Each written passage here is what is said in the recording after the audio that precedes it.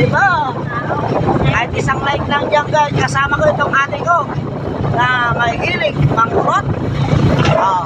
Ayan, nagsisimula na naman yung paa. Gumagalaw-galaw na naman ganyan guys. Oh.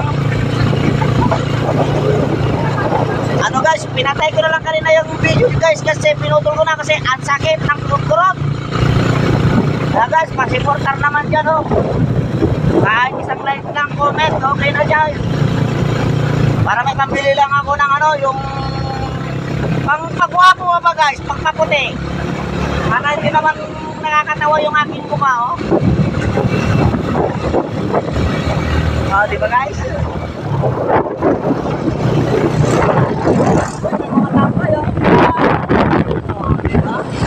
Ay pa.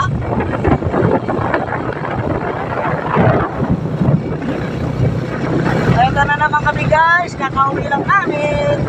Galing mamalengke. Go back ako ngayon sa Santiago, hindi na Manila. Pero yung video ko kanina guys dun sa may sagingan, putas ganon, parang Manila na rin. Kaya lang doon, gabi kasi ako namamalengke.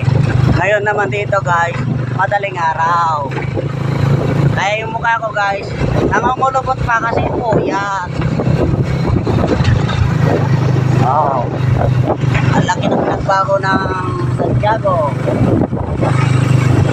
Hindi kagaya dati, puro talahib. Ayun, lalaki na ng mga sasakyan. Ayun o. Oh, may mga lechon. May mga lechon, pati yung nakabait na lechon.